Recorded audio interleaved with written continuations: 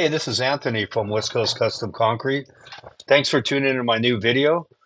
This is a 6-yard stamp patio in Costa Mesa, California. We'll go over in this video the demo, the setup, and the pour. Here we are. Here's our access, but I have that little S70, so it's just perfect for these no access or limited access jobs, which is my favorite to do. Driveways patios are the most profitable. Profitable. There's a patio I'm going to be knocking out and pouring it. And when you do concrete, you got to keep the labor down. So you need the right tools, the right equipment.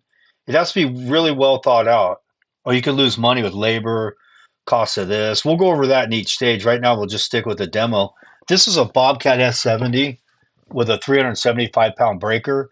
I've seen a few people on here pushing the MT100 or whatever it is, that little track landscaping thing. But if you look at it, they're not operators. No self-respecting operator would ever operate one of those or have that as your mainstay. Like, for example, to illustrate what I'm saying is I know every demo, big company, small, medium, and I've never seen anyone with them. And I went to get filters last week at Bobcat for this little S70, and I didn't even see one of those on their lot. That's my access. I go in and out through that all day long. Well, 6 yards worth. So he had a bunch of brick on the property too, and the I called the bin guy and he let me mix it. Normally, you got to have it's called a mixed load with brick, dirt, whatever you want, or clean concrete's cheaper. But he let me put the brick in, so I knew this was going to be one exact load if we place it right in this bin. So to have the right equipment, like for example, you see these other people showing these MT100s, and they have three guys hand loading it in front because it's not an efficient machine for demolition of concrete. I can solo these jobs by myself if I wanted to, but the economy's a little sluggish. So Javier told me the boys have been sitting a little bit, so I brought them out here just to help me with this. But I could solo this, no problem. And when you're talking about saving money and costs, because there's all kinds of collateral damage when it comes to pouring concrete of unforeseen things and things that cost more, whatever. It was more loads than you thought, and the dump fee or another bin or paying the dump truck more. There's always something comes up, you know what I mean? Till you get it dialed. But having the right equipment to demo it, to place it is vital. And I'll go over that during the pour. Steel trowel on the concrete, etching it. I'll go over everything in the pour. But this is a 375-pound breaker. So you could basically go right through anything as a regular Bobcat or whatever. And if you're new to Bobcat and this thing's squirrely, and a lot of people, there's a really fine line in the balance point, and you get a bigger skid steer, get a smaller bucket, like a 54-inch bucket on a probably 5-foot wheelbase, and you can't tip it, but you can learn how to run it correctly.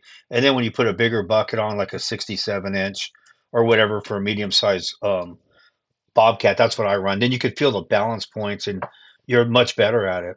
But this setup's a beast for backyards or any residential. I really don't. The only reason why I would need a bigger skid steer is to load a 10-wheeler. This doesn't reach. So, barring that, I don't really need anything bigger. I could do anything with this. Foundations in the back, I've done whatever you want to do. You just got to learn how to run it and be efficient at it. And you could use a dump trailer. You don't even really need to have a 10-wheeler. You can call one in and have another tractor out front or Bobcat, excuse me, and load it. But this just goes right through anything.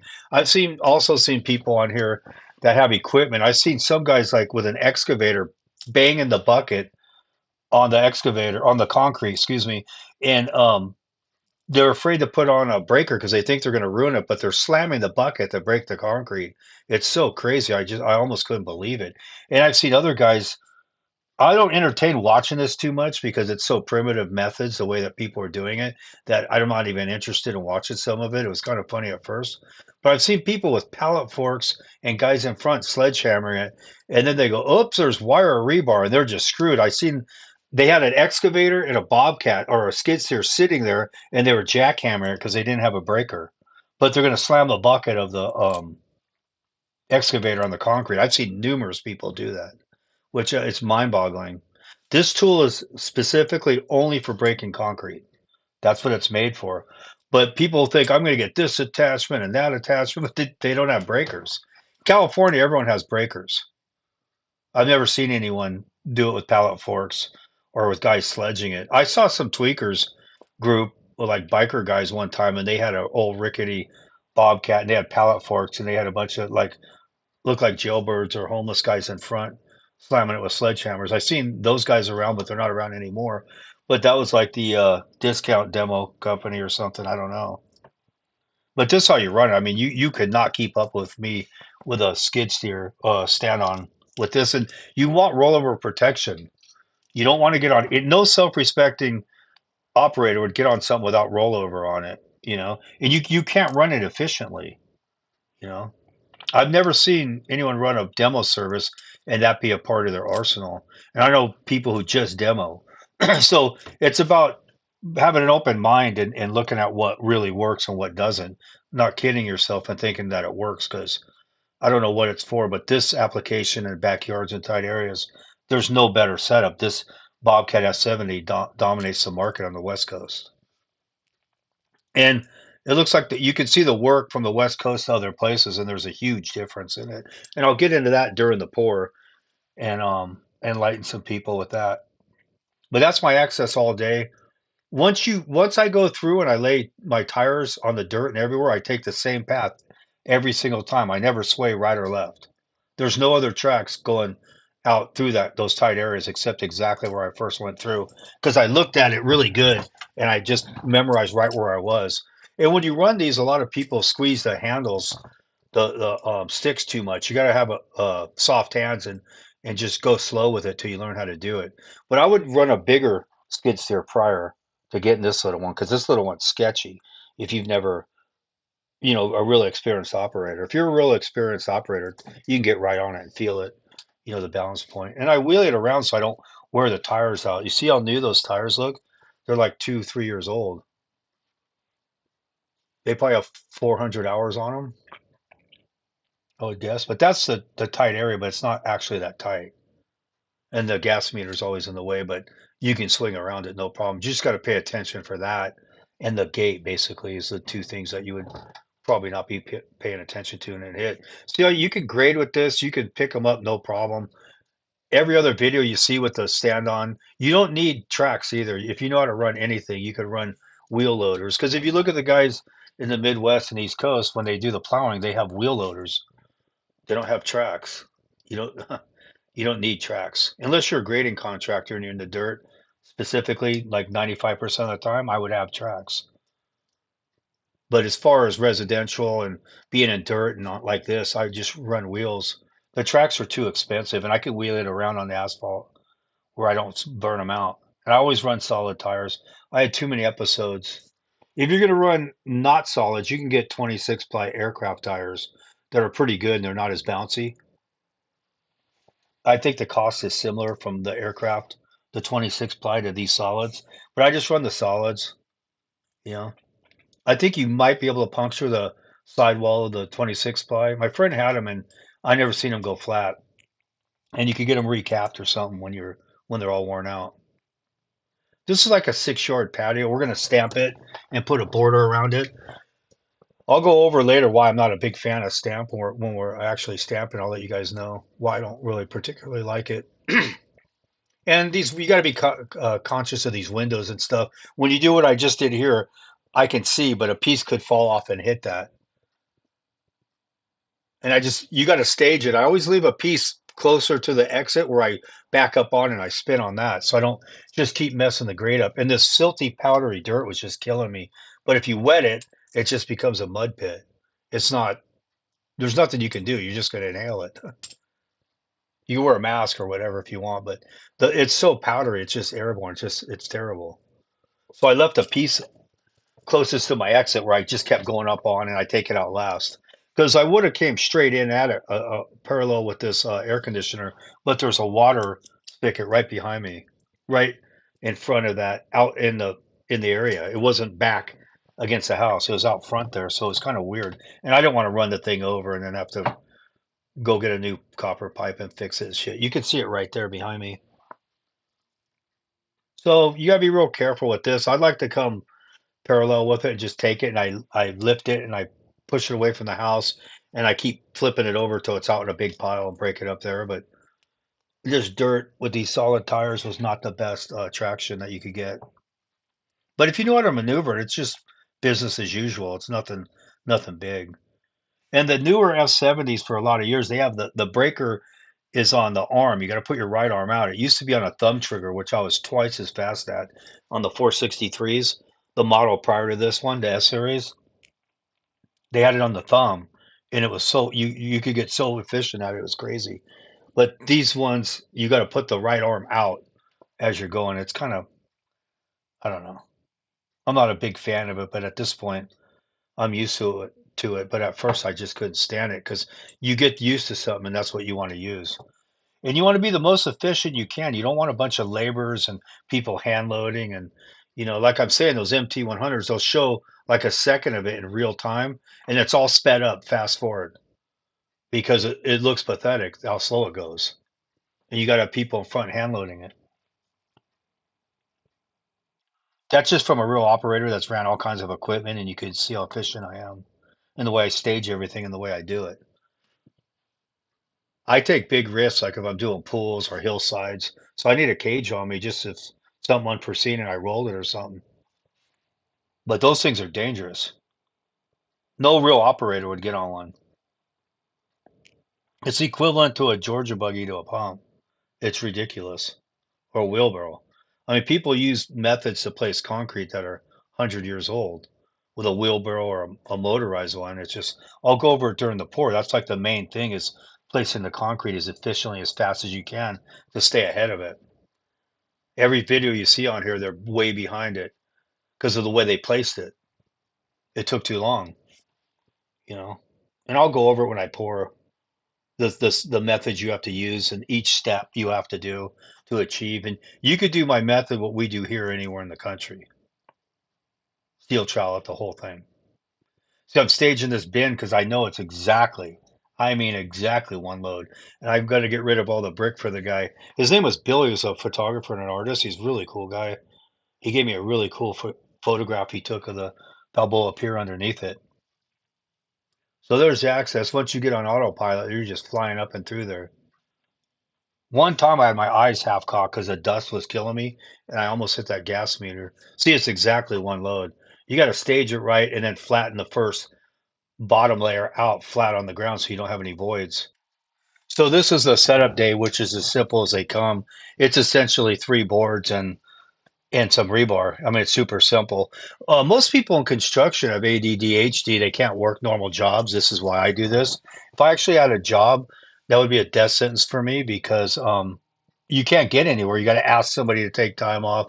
You're not real well rounded because it is taking up 75% of your life, which independent thinkers and people who think outside the box, you can't even survive like that. That's why you got to be self-employed. And most people who become self-employed and keep growing their business, they're working more than a regular job and they're not well balanced. Their whole life's going into this company and just going into debt and into debt and into debt. If you're 50 years old or above or 45 and you're still in debt going forward, you didn't learn. Because in business, you have two lives, your real life too, the one you learn with and then the one you live after. You learn because I had a huge operation and I was a slave to it and it was a nightmare. I was creating jobs for people. I don't even know if I was making a profit because you have to be in the trenches with them, pumping, demoing what I was doing. So I was exhausted. So a lot of stuff slipped by me. And prior to that, I just ran a pump company, which, if you want financial freedom, a pump is the greatest thing ever invented to work 3 or 4 hours. Here's an example. When I was a concrete pumper, I would pump at 7 o'clock and maybe at 9:30 or 10. I'd be at the beach by noon. I'd have my fins with me. I'd go for a swim. I'd take a nap on the beach. I'd go do my laundry, whatever I want to do, because I was so independent and you make so much money pumping that it's probably the best trade to do if you want to still run a normal life and it's easy to keep track of the finances. You only have a truck and a pump. So it's a really great business to do it. Like these people with these barrel buggies or whatever, there's no buggy businesses where people call for people with a buggy to place their concrete. And on the West Coast, there's thousands and thousands of pumps because everything's pumped because they know the efficiency of it. And you have to be the main thing is placing the concrete as fast as you can to stay ahead of it so you don't fall behind it. And you could do all three steps, all stages of the concrete. The reason why people say, oh, you can't steel trowel and it pops. Well, correct me if I'm wrong. They use a magnesium float, which basically closes it off, and the objective is to leave it open. You would use a wood bowl float. Then they mag it, and mind you, they steel trowel edge it around the perimeter, which doesn't spall or doesn't pop because it knows that it was steel trowel. You know what I'm saying? And then they reopen it up with a broom. So you can steel trowel it. It's just they place it. It takes them too long. It's such an archaic way of placing it that they're so far behind the concrete. That's what they say. We don't want it to spall. Well, Mammoth Mountain, Big Bear, Northern California, where it freezes, they steel trowel everything. It doesn't pop or spall. So if you wanted to not close it off, you would use a wood bowl float. Then you could mag it, and then you could get out there and steel trowel it, and then reopen it with a broom. It's not going to spall on you 100%. The protocol, if I was in a freeze area, I would bowl float it, and not too long after, I'd throw a Fresno on it and seal it up so the water already bled through. And then I would steel trowel it and broom it, or top cast it or whatever. It's still open. So it's not an issue, you know. And when they pour in these big foundations and they're telling people how to do it, and I could sell you a course, well, they're putting carpet or tile over that thing. Because if you pour something with that kind of span, the center shrinks a quarter inch.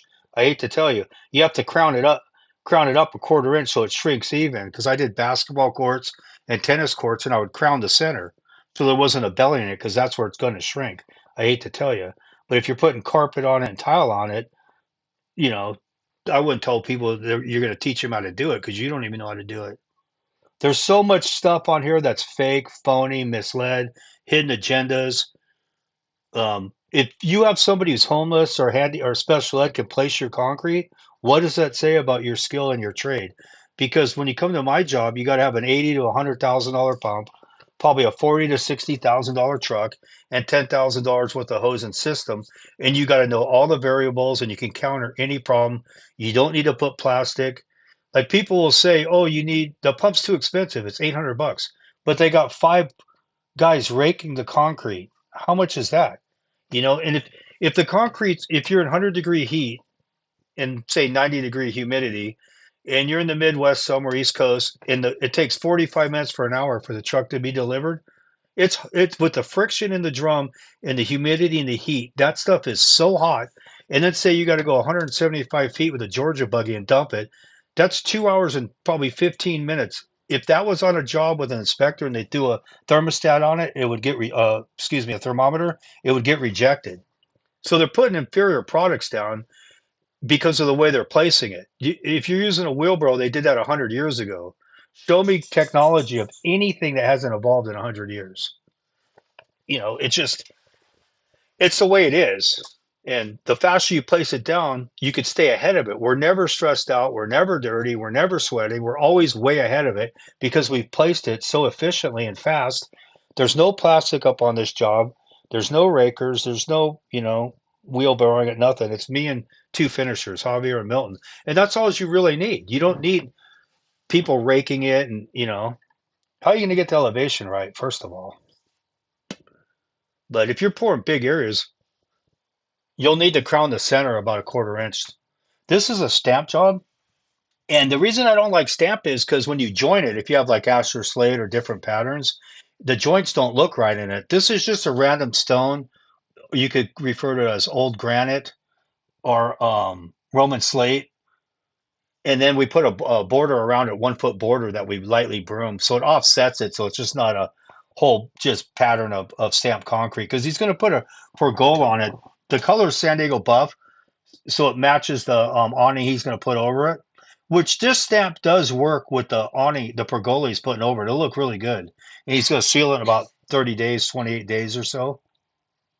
So once you learn your mix designs and how to keep ahead of it, it's all just a timing issue, everything you do, you know. So this just goes perfectly off with us. I know how the plant was about 30 minutes away. I pumped it maybe a 5 or so, there's only two guys. One guy will cut the joints. One will get out and stamp it while the other one's brooming and troweling the perimeter. It's a cool look because it's not just a stamp. And then when you join it, there's no pattern to it, so it's fine. The other stuff, it just doesn't make sense. The wood plank one, which looks cool, the Asher slate looks pretty cool, but once you join it, whether by hand or saw cut, it just doesn't line up. So I don't like it. It holds dirt. There's a maintenance to it. You got to restrip it and seal it. It could screw up on you sealing it, and then out in California, you got a year. It's got to last a year, which with the weather and stuff should be fine. But if you're gonna have your own business, you want to keep it down to a fine oiled machine. I mean, I messed up, but I learned from it. I could be really big and look big, and people are impressed by it. But in reality, I came on here to sell and show customers and people in concrete different methods. So I can speak frank, I can say whatever I want because I'm not on here patronizing anyone. I'm not deterring the narrative of what I'm doing and shying away from zooming up on my work and specifically talking about how I got here. Because a lot of people call me and say, "You think I could do this?" And for me to say no is kind of rough because I'm the most unlikely candidate that would ever be doing this. If you knew me prior, or if God showed me in a time machine when I was younger, you'll be doing concrete and talking about on YouTube. I would even thought he was crazy. I just wasn't somebody in construction or anything like that. But I'm an independent thinker, so I learned everything on my own. It's probably why I'm so much better at than everyone else because I didn't have any backup. I was the backup, so I had to pay attention to every single thing about it. Because when I first started pumping, I lived in the cab of the flatbed I had. I had a pump in a flatbed, and I was in that damn flatbed for about a year and couldn't get out of it. We're pumping it down now, just pumping it back into the truck. So I became really efficient at what I did because I had to. See, we'll throw a bowl float on it, and you could seal it up pretty quick and just run a Fresno on it in freeze or on the West Coast in a perfect condition or in a terrible condition. Either you can put a steel trowel on it or edge it with a steel trowel, or you can't. It's the same thing. It's just crews aren't talented enough to do it the way we do it. By the time they got to getting out there skating it, floating it out there and then steel trailing it, the stuff's gone off on them. It's way gone.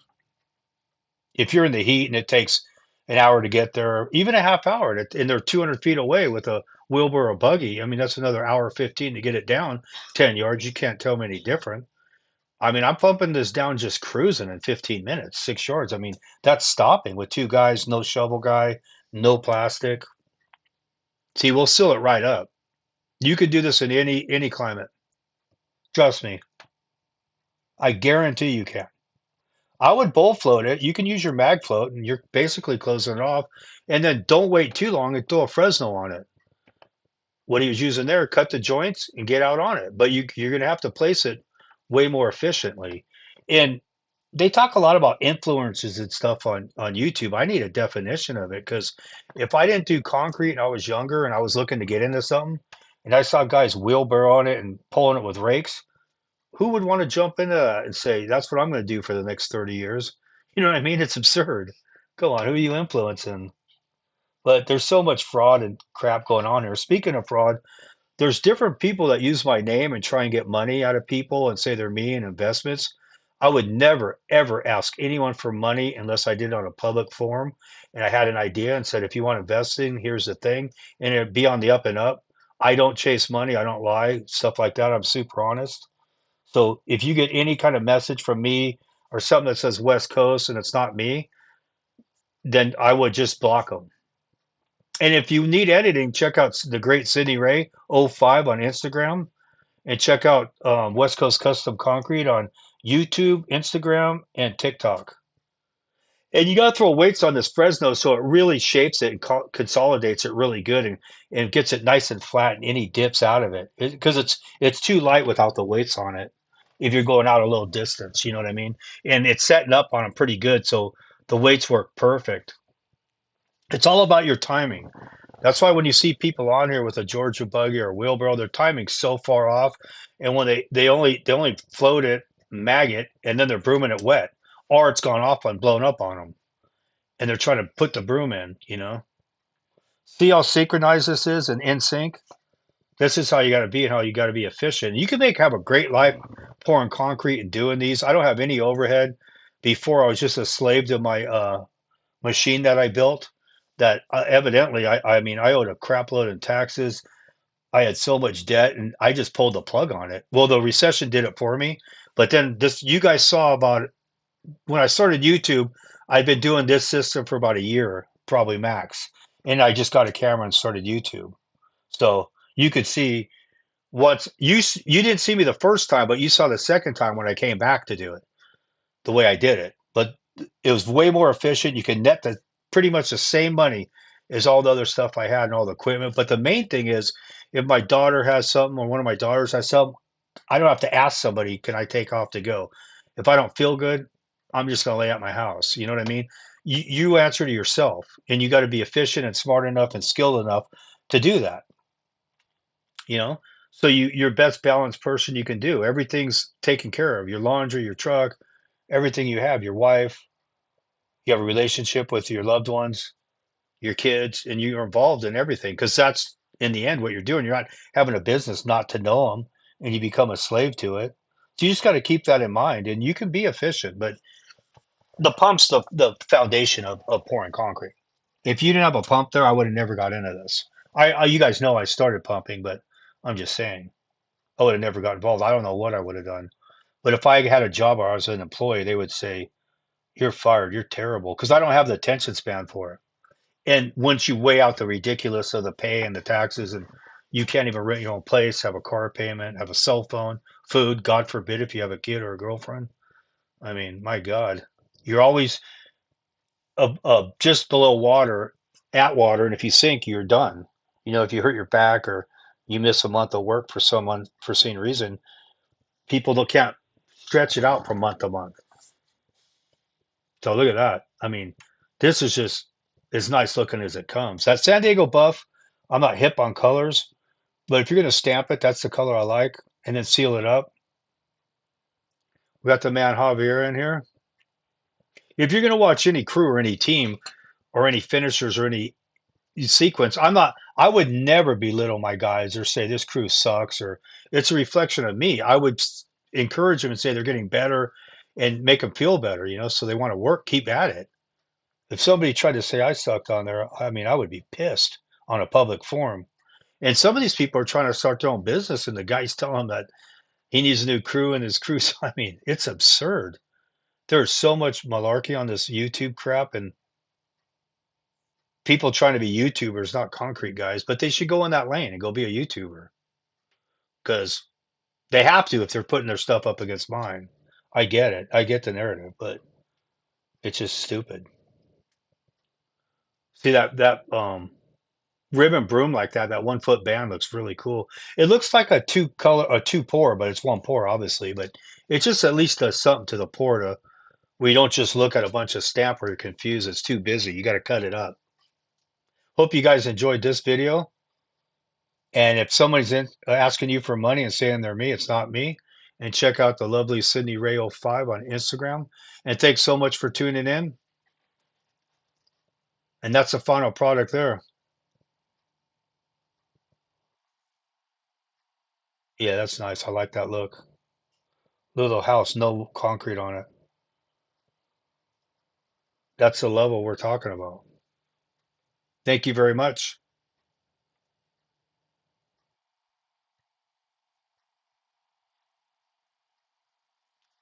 Yeah, there's a full angle. We strip it and everything that same day. Because once I'm done, I strip it, take all the forms, and I'm out of there. Clean the whole job up, and that's c'est la vie. That's the job.